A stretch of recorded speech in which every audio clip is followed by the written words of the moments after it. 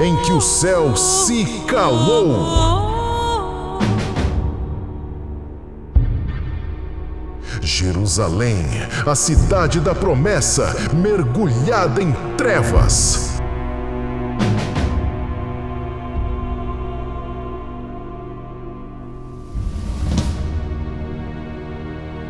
Um homem avisou, um profeta clamou, mas ninguém quis ouvir.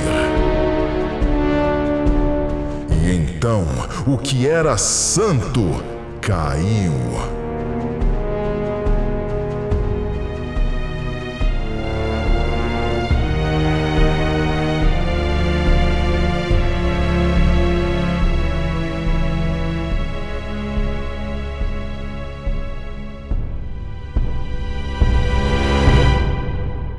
A história não morreu e os ecos ainda gritam hoje.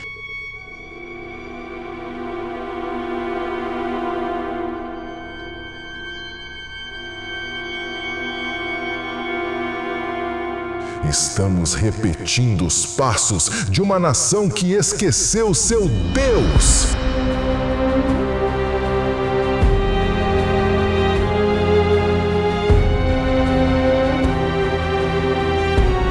Jeremias chorou, porque sabia o juízo é certo quando o arrependimento é negado.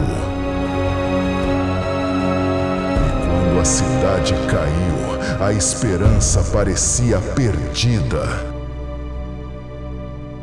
Mas até nas cinzas, Deus planta sementes.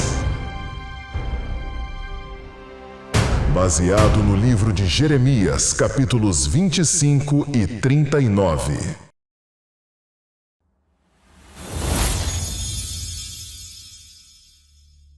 No alto de uma colina seca, coberta de cinzas e escombros, um homem se curva entre pedras negras. Suas vestes estão sujas, sua barba desgrenhada e seus olhos são poços de dor. Ele não grita, ele geme. Não é raiva, não é revolta, é lamento. A cidade que um dia chamaram de a cidade do grande rei, agora jaz em silêncio. Nada resta de seus salmos, nada resta de sua glória. O que resta é Jeremias. Por 40 anos ele advertiu, por 40 anos ele clamou, por 40 anos ele foi ignorado. Lá estavam os muros, fortes, imponentes, o templo cheio de sacrifícios, cheiros e cantos, e o povo cego, arrogante, convencido de que Deus jamais permitiria sua ruína. Mas Deus falou, e quando ele fala, mesmo que o mundo silencie, sua voz será ouvida. Assim diz o Senhor dos Exércitos: eis que eu enviarei, e tomarei todas as tribos do norte, diz o Senhor, como também Nabucodonosor, rei de Babilônia, meu servo. Jeremias, capítulo 25, versículo 9. Esse aviso ecoou entre as paredes do palácio, entre os corredores do templo, entre as praças da cidade. Mas o povo não quis ouvir. Preferiram os profetas da paz, os conselheiros da conveniência, os que diziam: Deus está conosco, nada vai acontecer. Mas aconteceu, e agora os escombros falam mais alto que qualquer profeta. A história que vamos contar não é apenas sobre destruição. É sobre a justiça de Deus, o peso da desobediência, o clamor de um profeta e uma cidade que escolheu fechar os ouvidos. O que aconteceu em Jerusalém não é apenas passado. É um eco, um aviso, uma janela profética aberta para nossos dias. E tudo começa aqui, com o som de passos solitários, entre as ruínas de uma glória que se perdeu.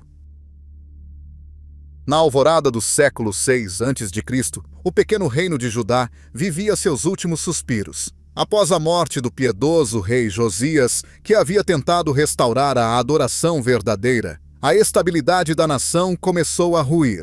O trono agora era palco de disputas políticas, manipulações estrangeiras e líderes fracos, mergulhados na vaidade e na idolatria. Josias foi morto em batalha, tentando impedir o avanço do faraó Neco, do Egito, em Megido. conforme relata segundo livro dos Reis, capítulo 23, versículo 29. Após sua morte, Jeoacás reinou por apenas 3 meses. Deposto pelo faraó, foi levado ao Egito, e no seu lugar, Jeoaquim foi colocado como rei vassalo. Mas Jeoaquim não buscou o Senhor. Ele governou com punho de ferro, impondo pesados impostos ao povo e reconstruindo o sistema de idolatria. Segundo o profeta Jeremias, ele construiu sua casa com injustiça e seus altos aposentos sem direito. Jeremias, capítulo 22, versículo 13. O povo, por sua vez, entregava-se à idolatria e à corrupção. No templo, queimava-se incenso a Baal. Nos campos, levantavam-se postes ídolos. Os juízes aceitavam subornos. Os sacerdotes desprezavam a lei. O próprio Senhor bradou por meio de Jeremias: desde o menor deles até ao maior, cada um se dá à ganância. Desde o profeta até o sacerdote, todos praticam o engano. Jeremias capítulo 6, versículo 13. Enquanto isso, ao norte, uma força irresistível crescia: o Império da Babilônia, sob o jovem e ambicioso Nabucodonosor. A destruição de Nínive, a antiga capital da Assíria, e a vitória de Babilônia sobre o Egito em Carquemes, no ano de 504 a.C., sinalizavam que uma nova potência mundial havia se levantado. Judá, encurralada entre 2 gigantes, Egito e Babilônia, tentava sobreviver trocando alianças, mas esquecia-se de buscar ao Senhor. Historicamente, estudiosos como Edwin Yamauchi e William F. Albright confirmam esse período de instabilidade. Yamauchi observa que o fim do reino de Judá foi um colapso tanto político quanto espiritual, e sua reconstrução posterior dependeria mais da fé do que da força militar. As evidências arqueológicas corroboram esse cenário. As cartas de Laques, descobertas em 1935 por James Starkey, trazem fragmentos escritos por um comandante militar pedindo reforços e descrevendo a ameaça iminente da Babilônia. Em uma dessas cartas, há uma menção inquietante: não podemos ver mais os sinais de Azeca. Azeca, uma das últimas fortalezas de Judá, havia caído. Apesar de todos os sinais do colapso, os líderes religiosos mantinham um discurso otimista. Eles diziam: o templo do Senhor está entre nós, nada acontecerá. Mas o templo era agora apenas um edifício sem santidade, e Judá, uma nação sem temor. Jeremias chorava, o povo zombava, e o inimigo se aproximava. Se estiver gostando da história, deixe um amém nos comentários e não esqueça de se inscrever para não perder os próximos conteúdos. O que vem a seguir vai tocar seu coração como nunca antes. Antes que Jerusalém caísse, Deus já havia levantado uma voz que não seria ouvida, mas que não poderia ser calada. Seu nome era Jeremias. Ele era jovem, provavelmente na casa dos 20 anos, quando o chamado chegou. O ano era o 13º do reinado de Josias, e foi ali, no silêncio de Anatote, que o Senhor falou diretamente ao coração do rapaz. Antes que te formasse no ventre, te conheci, e antes que saísses da madre, te santifiquei. As nações te dei por profeta. Jeremias, capítulo 1, versículo 5. Jeremias hesitou. Disse que era apenas um menino, mas a resposta de Deus foi clara: não digas, sou um menino, porque a todos a quem eu te enviar, irás. Jeremias, capítulo 1, versículo 7. E assim começou o ministério do profeta mais rejeitado da Bíblia. Jeremias não teve uma vida fácil. Ele não era respeitado, não era ouvido, não era celebrado. Enquanto os falsos profetas enchiam os ouvidos do povo com palavras doces, Jeremias falava a verdade amarga. Ele viu o templo se tornar um mercado. Viu o povo transformar a religião em escudo contra o juízo. E não se calou. Anunciou que a cidade seria sitiada, que o templo seria destruído, que o povo seria levado cativo por 70 anos. Jeremias, capítulo 25, versículo 11. Ele viu o que ninguém queria ver. Falou o que ninguém queria ouvir. Por isso, foi ridicularizado, espancado, jogado em uma prisão, acusado de traição. Jogaram-no em uma cisterna sem água, onde afundou na lama. Jeremias, capítulo 38, versículo 6. Ali, sozinho, sem forças, Jeremias teve vontade de desistir. Ele mesmo confessa: disse eu, não me lembrarei dele, e não falarei mais no seu nome. Mas a sua palavra estava no meu coração como fogo ardente, encerrado nos meus ossos, e estou cansado de sofrer, e não posso contê-lo. Jeremias, capítulo 20, versículo 9. Jeremias não pregava por fama, nem por aceitação. Ele era movido por um fogo, um zelo ardente por Deus e pelo seu povo. Ele amava Jerusalém, mesmo quando ela o odiava. Chorava por ela, mesmo quando ela o escorraçava. Entre os poucos que ouviram sua voz, estavam os pobres e desprezados, e um etíope, Ebed-Meleque, que ousou salvar o profeta do poço da morte. Jeremias, capítulo 38, versículos 7 ao 13. A dor do profeta não era apenas física, era espiritual. Jeremias via o juízo se aproximando como uma tempestade negra. Sentia o peso da responsabilidade em cada profecia. Não havia prazer em anunciar a destruição, mas havia obediência. E no meio de sua dor, ele pronunciou uma das palavras mais doces da Escritura, uma promessa que atravessa séculos: clama a mim, e responder-te-ei, e anunciar-te-ei coisas grandes e firmes, que não sabes. Jeremias, capítulo 33, versículo 3. Sim, Jeremias falou de destruição, mas também falou de esperança, de uma nova aliança, de um tempo em que a lei estaria escrita no coração e não apenas em tábuas de pedra. Jeremias, capítulo 31, versículo 33. Jeremias não foi apenas um profeta. Ele foi um símbolo, um retrato vivo do sofrimento de Deus pelo seu povo. Um tipo do próprio Cristo, que também chorou por Jerusalém, que também foi rejeitado e que também carregou uma mensagem que o mundo não queria ouvir. E assim, a cada profecia, a cada lágrima, a cada gemido, Jeremias se tornava a voz que clamava no meio das ruínas morais de uma nação em queda livre. Fique até o fim, porque há uma revelação que vai te surpreender. O que está por vir não é apenas história. É um espelho do que vivemos hoje. O céu sobre Jerusalém escureceu sem nuvens. Não era uma tempestade de chuva. Era o peso do juízo. Era o cumprimento da palavra profética. Era a mão de Deus permitindo que o impensável acontecesse. O ano era 508 a.C., quando o rei Nabucodonosor, da Babilônia, iniciou o cerco final contra a cidade sagrada. Segundo o relato de Segundo Livro dos Reis, capítulo 24, Nabucodonosor já havia invadido Judá anteriormente. Na primeira vez, levou cativos os nobres, os melhores jovens, entre eles Daniel e seus amigos. Na segunda vez, saqueou o templo e nomeou Zedequias como rei fantoche. Mas agora, na terceira investida, ele veio para destruir. Zedequias reinava em Jerusalém. Era fraco. Um homem sem visão espiritual, manipulável, que ora se rendia às vozes dos falsos profetas, ora buscava Jeremias em segredo, esperando uma palavra que aliviasse sua consciência. Mas não houve escape. O cerco foi decretado.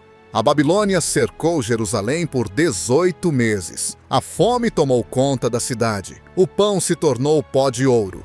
As mães choravam pelos filhos. Os sacerdotes silenciavam. O templo, outrora cheio de incenso e louvor, agora era um silêncio pesado, como um túmulo. Jeremias, preso, observava tudo e chorava. As palavras que ele proferiu tornaram-se realidade. Os filhos perguntam pelo pão, e ninguém lhe o dá. Os que comiam delicadamente desfalecem nas ruas. Lamentações, capítulo 4, versículo 5. Na arqueologia, evidências do cerco foram encontradas.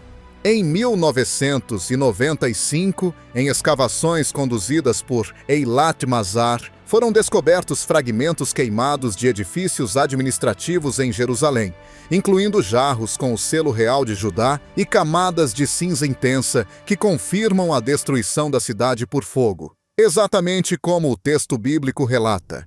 Jeremias, capítulo 39, versículo 8. As muralhas ruíram. O exército babilônico invadiu. Zedequias tentou fugir pela noite, descendo por um buraco nas muralhas e escapando em direção ao deserto. Mas foi capturado. E diante de seus olhos, seus filhos foram mortos. Depois disso, os babilônios vazaram seus olhos, e ele foi levado cego para a Babilônia, exatamente como Jeremias havia profetizado. Jeremias, capítulo 32, versículo 4 e capítulo 39, versículo 7. O templo foi saqueado, os utensílios sagrados foram levados, as colunas de bronze, o mar de metal fundido, os utensílios do altar, tudo foi carregado como troféu pagão. O que antes era símbolo da glória divina, agora era espólio de guerra. O povo restante foi morto ou levado cativo. Apenas os mais pobres da terra ficaram, deixados para trabalhar nos campos e vinhas. Era o fim do reino de Judá. O silêncio que seguiu foi ensurdecedor. Jeremias, o profeta do choro, sobreviveu. Foi libertado pelos babilônios, reconhecido como homem de Deus, mas não cantou vitória. Em vez disso, escreveu lamentações. E nelas, registrou com lágrimas o que viu. Como está sentada solitária a cidade, que era cheia de gente, tornou-se como viúva. Lamentações, capítulo 1, versículo 1. O cerco não foi apenas militar, foi espiritual. Jerusalém havia deixado o Senhor, e agora colhia o que semeou. Mas mesmo na dor, Jeremias via um fio de esperança, porque o juízo de Deus nunca vem sem propósito, e onde há cinzas, ele pode fazer nascer vida. A queda de Jerusalém foi o eco de uma profecia ignorada. Foi o preço da desobediência coletiva. Foi a consequência de líderes corruptos e um povo que se afastou da verdade. Mas também foi uma chamada, uma trombeta divina para os tempos vindouros. A história não termina aqui, e o que Jeremias viu depois disso é algo que vai te surpreender. O fogo cessou, os gritos se calaram, os muros caíram. Mas no coração de um homem, o eco do sofrimento ainda ardia como brasas vivas. Jeremias, agora um sobrevivente da maior tragédia de sua geração, caminhava entre os destroços de Jerusalém com os pés cobertos de cinza e a alma mergulhada em pranto. Do meio dessa devastação, nasceu um dos livros mais comoventes da Bíblia, Lamentações. Um cântico fúnebre, sim, mas também um testamento da dor santificada. Cada verso transborda a humanidade. Jeremias não recita doutrinas, ele geme, ele grita, ele se derrama diante de Deus. Tirou-me a paz, esqueci-me do que seja felicidade. Digo, pois, já pereceu a minha força, como também a minha esperança no Senhor. Lamentações, capítulo 3, versículos 17 e 18. Porém, é justamente no meio do desespero que o profeta nos entrega um dos maiores versos de fé de toda a Escritura. Quero trazer à memória o que me pode dar esperança. As misericórdias do Senhor são a causa de não sermos consumidos, porque as suas misericórdias não têm fim. Lamentações, capítulo 3, versículos 21 ao 23. Essa é a teologia do sofrimento. Jeremias não romantiza a dor. Ele a reconhece, ele a sente. Mas, mesmo no vale mais escuro, ele levanta os olhos, porque a fé verdadeira não é a ausência de sofrimento, mas a presença de Deus nele. A arqueologia e a história confirmam o cenário sombrio de Jerusalém após a destruição. Em escavações nos bairros ocidentais da cidade, camadas de cinzas e vigas queimadas atestam a violência do incêndio. Entre os destroços, foram encontrados restos de armazéns, com trigo carbonizado e pontas de flechas babilônicas. A fome descrita por Jeremias era real. A dor das mães, que ele descreve em Lamentações, capítulo 4, versículo 10, era palpável. Ele escreve: as mãos das mulheres piedosas cozeram os seus próprios filhos, serviram-lhes de alimento na destruição da filha do meu povo. Palavras que nos cortam como lâminas. E ainda assim, Jeremias não desiste de Deus. É importante notar que Lamentações é escrita como um poema acrosticamente ordenado no hebraico, com cada capítulo começando por letras sucessivas do alfabeto. Isso mostra que, mesmo na dor, havia ordem. Mesmo no caos, havia propósito. Jeremias nos ensina que a dor, quando entregue a Deus, pode se transformar em louvor. E mais, que há um lugar para o lamento na fé cristã. Não se trata de negar a realidade, mas de reconhecê-la, com os olhos voltados para aquele que reina acima de tudo. Nas cinzas de Jerusalém, nasceu uma oração, não pedindo riquezas, não buscando explicações, mas apenas clamando: volta-nos para ti, Senhor, e seremos voltados. Lamentações, capítulo 5, versículo 21. O sofrimento de um povo, a dor de um profeta, a fidelidade de Deus. Essas são as vozes que ecoam nas cinzas. E ainda não ouvimos a última palavra. O pó de Jerusalém assentou. As muralhas estavam em ruínas. O templo em cinzas. O povo exilado. Mas a mensagem de Jeremias, como uma voz que resiste ao tempo, ainda ecoava, porque aquela destruição não era apenas o fim de uma cidade, era o reflexo de um juízo mais profundo. E se olharmos com atenção, veremos que os mesmos padrões que antecederam a queda de Jerusalém estão diante de nós hoje. Jeremias havia alertado repetidamente sobre os pecados que prepararam o colapso: injustiça social, corrupção dos sacerdotes, líderes políticos manipuladores, idolatria pública e, acima de tudo, uma falsa segurança religiosa. O povo acreditava que, por ter o templo, nada poderia lhes acontecer. Não confieis em palavras falsas, dizendo: o templo do Senhor é este. Jeremias, capítulo 7, versículo 4. A confiança estava em um sistema, não em Deus. Estava em rituais, não em arrependimento. O culto se tornou formalidade. O altar, espetáculo. E o coração, distante. Agora, olhe ao nosso redor. Vivemos em tempos em que valores morais são invertidos, onde líderes abandonam a verdade por conveniência, onde o povo confunde prosperidade com presença divina. Igrejas lotadas, mas corações vazios. Tecnologias avançadas, mas almas doentes. Um mundo onde o pecado é celebrado e a verdade é cancelada. Em 1997, o arqueólogo Avraham Faust comentou que a destruição de Jerusalém não foi apenas militar, mas ideológica e cultural. A Babilônia não quis apenas vencer, quis apagar, redefinir, reescrever. Isso soa familiar? Hoje, os fundamentos da fé cristã são atacados em nome de uma nova moralidade. Os absolutos da Escritura são questionados. A adoração é muitas vezes substituída por entretenimento. E muitos, como nos dias de Jeremias, dizem: paz, paz, quando não há paz. A queda de Jerusalém nos alerta: não existe segurança sem santidade, não há bênção sem obediência, e não há salvação coletiva onde há rebelião pessoal contra Deus. Mas há algo mais. Jeremias profetizou 70 anos de cativeiro. E mesmo antes que a cidade caísse, Deus já falava de restauração.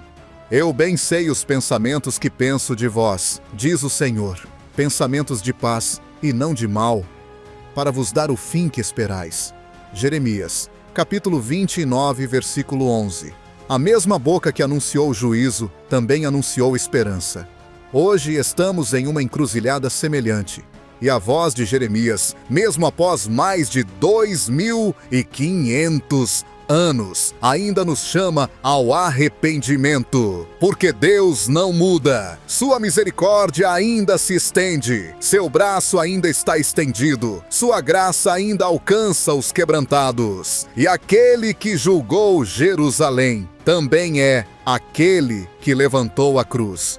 A cruz onde o verdadeiro templo, Jesus, foi ferido para que a restauração definitiva fosse possível. Fique até o fim.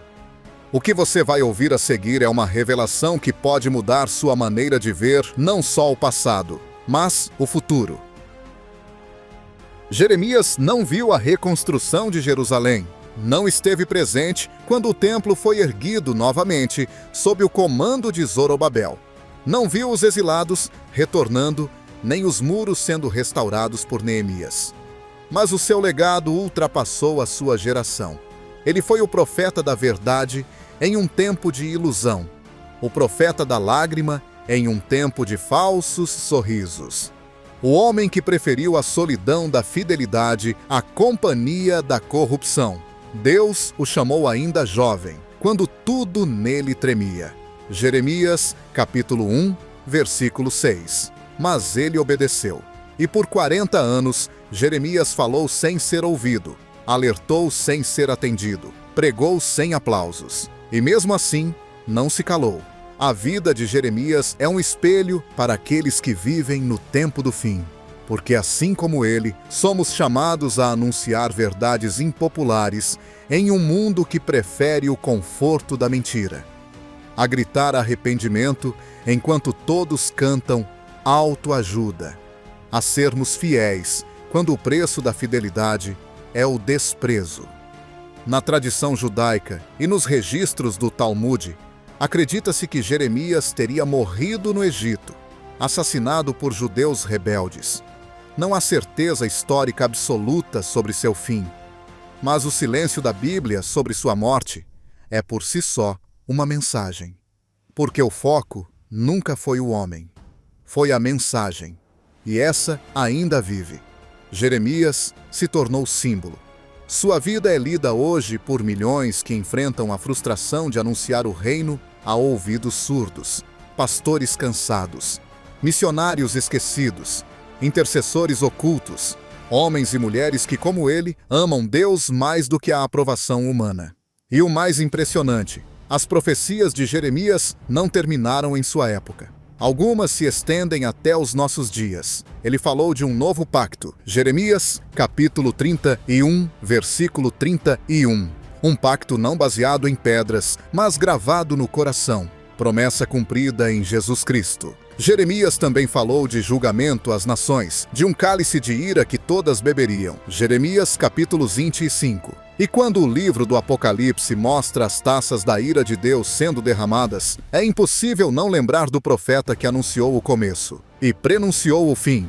Jeremias é, portanto, uma ponte entre o antigo e o novo, entre o juízo e a graça, entre Jerusalém e a nova Jerusalém. E se sua história nos ensina algo, é isso. Vale a pena ser fiel, mesmo que ninguém ouça, mesmo que zombem, mesmo que os muros caiam, mesmo que a cidade que você ama arda em fogo. Porque aquele que te chamou é fiel para cumprir. E no fim, as lágrimas se tornam sementes, o sofrimento se torna glória, a solidão, herança eterna. Jeremias foi desprezado, mas hoje é honrado. Foi ignorado, mas hoje é lembrado. Sua voz permanece viva e continua chamando, com força, aos dias finais.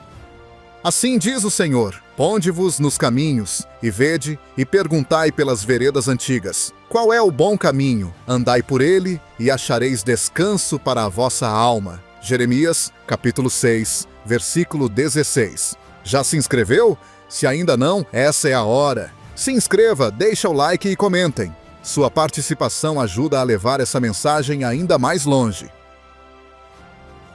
A história de Jeremias é mais do que um registro antigo. É um espelho, é um alerta, é um chamado. Ele viveu em tempos difíceis, em uma geração que resistia à correção e zombava da verdade. E ainda assim permaneceu de pé. Porque ser profeta não é ser popular, é ser fiel. Vivemos dias semelhantes. Cercados por confusão, saturados de informações, pressionados por sistemas que tentam calar a verdade. Mas a voz de Jeremias ainda atravessa os séculos, como um grito firme que diz: volta, ó Israel!